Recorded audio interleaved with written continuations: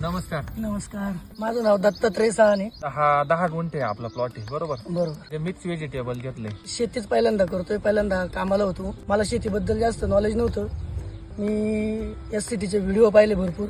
त्यांनी जसे जसे मला डोस सांगितले त्याला शेड्यूल प्रमाणे वापरले आणि त्यानंतर आता हा समोर रिझल्ट दिसतोय. मला या जे जे पिकं आहेत ह्याच्यावर काय आजार असतात, काय रोग असतात याची काहीच माहिती नाही आणि नव्हती पण.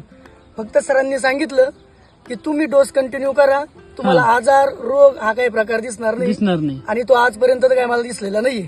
सर आता जर बघितलं हा 36 दिवसाचा प्लॉट आहे बरोबर. ते पण तुम्ही रोपण बी लावलेलं आहे.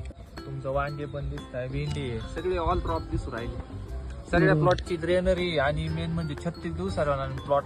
कुणी म्हणणार नाही हा 36 दिवसाचा प्लॉट आहे. याचं जर पान जर बघितलं एवढं मोठं पाणी भोपळ्याचं पान बरोबर, एकदम निरोगी काहीच नाही, एकदम हेल्दी पान, एकदम हेल्दी प्लॉट बरोबर.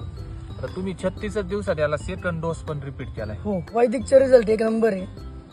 सगळ्यात मेन म्हणजे असे की ज्याला काहीच अनुभव नाही ना त्यांनी शेड्यूल वापरायचं, अनुभव घ्यायचा आणि मग करायचं. थोड्या क्षेत्रावर करायचं. मी आता माझं 1 एकरवर करणार आहे, पण मी सुरुवात केली 10 गुंठ्यावर. पहिल्यांदा म्हणलं ऑल क्रॉप करू, त्यातलं एक गेलं तर एक आपल्या हातात सापडेल.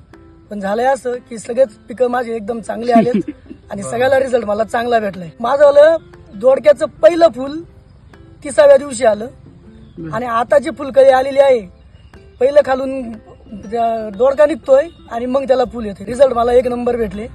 वैदिकचे रिझल्ट खरंच चांगले आहेत, 1च नंबर आहे. आणि इकडे पाऊस पण कंटिन्यू चालू होता. हो, जवळजवळ 30 महिने पाऊस होता बरोबर. हा, धन्यवाद.